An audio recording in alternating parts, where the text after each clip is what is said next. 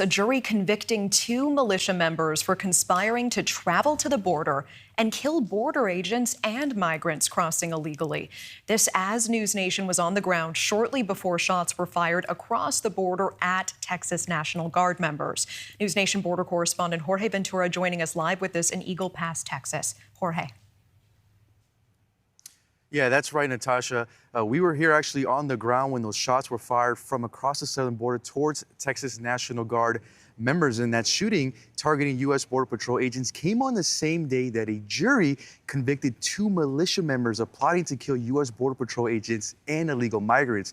A federal trial jury convicted 2 men who were members of a group called Second American Militia for conspiracy to murder Border Patrol agents in the 2022 plot. The men collected guns and ammo ahead of their trip to the southern border. One of the men posting on TikTok saying, quote, "We're out to shoot, to kill," also adding, quote, "ready to go to war against this government," end quote. These men gathered weapons and attempted to recruit other men to travel to the border and carry out their killings. The pair were arrested before carrying out their trip. They also shot at FBI agents at the time of their arrest. As I mentioned off the top, NewsNation's border team was on the ground. It witnessed firsthand the high dangers faced by Texas National Guard. Once again, Natasha, kind of highlighting the dangers that Texas National Guard members face and also U.S. Border Patrol agents who are deployed here on the southern border face every single day. Natasha. Jorge Ventura live for us in Eagle Pass, Texas, digging into that tonight. Thank you. And one of President-elect Donald Trump's biggest campaign promises, mass deportations of undocumented migrants. NewsNation is monitoring since election night many migrants trying to cross the border before Trump takes office in January. Border correspondent Allie Bradley visited 3 of the busiest border sectors in the span of 3 days to witness firsthand the election outcome's impact on the border. We took a little mini tour along the border after the Trump-Vance victory, hitting 3 of the busiest sectors along the southern border in just 3 days. What we witnessed, though, in the El Paso sector was quite possibly the scariest situation that we've experienced down here. So we're going to show you a few pieces of video and walk you through exactly what happened here. So we watched the cartel work over in the El Paso sector where we ended day 2, specifically in the Sunland Park, New Mexico area. We wanted to see how the cartel was operating out there. So we hiked up a bluff along the border with Mexico where human smuggling is rampant. It's where the wall ends and it's pretty much wide open. As we were walking back down, we saw 3 men in dark clothing with backpacks walking over from Mexico. We didn't know if they were going to cross into the United States, but they ultimately did.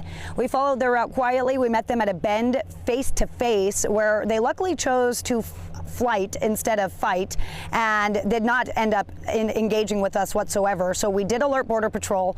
We followed them down the hill as they continued to evade law enforcement. But then I turned around and there was actually a man who popped up on the Mexico side of the boundary with an AR-style rifle, basically lifting it up, showing it off to us in a way, and then he walked away while we were recording, kind of waving us off. But law enforcement tell us that he was likely helping the 3 men who were running and evading.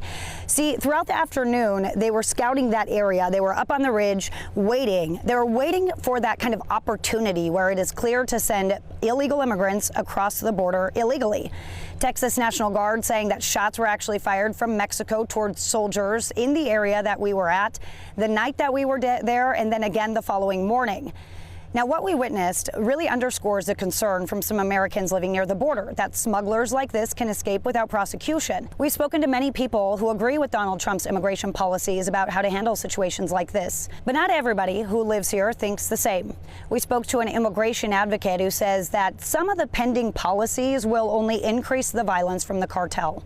When we see shutdowns at the border for various policies like Title 42 or Remain in Mexico, that does lead to increased apprehensions between the ports of entry and more people getting sent back to Mexico. And it does increase the cartel violence. There's very regular kidnapping and awful violence against women and children that occurs with the migrants. And so I think we should expect more rejections at the border or in between ports of entry, and therefore more cartel violence along the borders.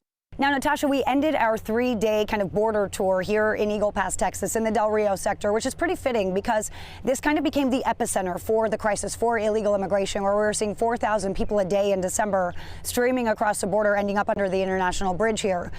Thanks for watching. Go to joinnn.com to find NewsNation on your screen. And don't forget to click the red subscribe button below to get more of NewsNation's fact-driven, unbiased coverage.